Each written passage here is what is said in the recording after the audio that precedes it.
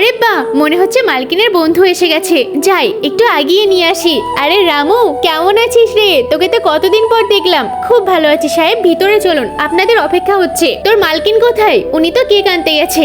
আরে দরজাটা বন্ধ করতে ভুলে গেছি। তোরা এসে গেছিস? আমার আসতে একটু দেরি হয়ে গেল, রাস্তায় যা জাম ছিল। চল ভিতরের দিকে। রামু এদিকে আয় তো, আর কেকটাকে নিয়ে চল। হ্যাঁ মালকিন, এক্ষুনি আসছি। আরে তোকে তো হ্যাপি বার্থডে বলতেই ভুলে গেছি। আরে থ্যাংক ইউ। চল কেকটা তাহলে কেটেই ফেলি। মালকিন, আপনার ভাইকে না নিয়ে কেকটা কেটে ফেলবেন? আচ্ছা তুই বাইরের দিকে যা, আসলে ভিতরে পাঠিয়ে দিস।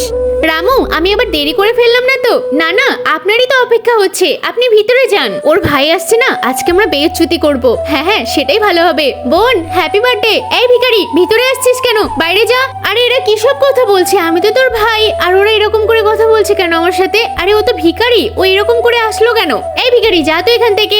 আমাদের এখানটা এসে বড় বড় কথা বলতে এসেছে। এই দাঁড়াও বলছি, ও আমার নিজের ভাই। তোদের চেহারাগুলো চেনার জন্য আমার ভাই আমাকে বলেছিল আমি তাহলে গরিব সেজে যাব, তোর বন্ধুদেরকে চেনার উপায়ও হয়ে যাবে, কারণ ওদেরকে আমি বিশ্বাস করতে পারছিলাম না। তাই আমরা এটা প্ল্যান করে এটা করেছি। ঠিক আছে, যদিও আমার কালকে বার্থডে না, তাহলে মিথ্যা করে বার্থডে একটা সেলিব্রেট করা হোক। হ্যাঁ, তাহলে তোর বন্ধুদেরকেও তো চেনা যাবে। আমি তো তোকে এটাই বলতে চাইছি। একজন গরিবকে দেখে তোদের অবস্থা এরকম হয়ে গেল, তোরা আমার কোম্পানি কি করে চালাবি? বেরো বলছি বাড়ির থেকে। তোদের মতো লোকেদের কোনো প্রয়োজন নেই।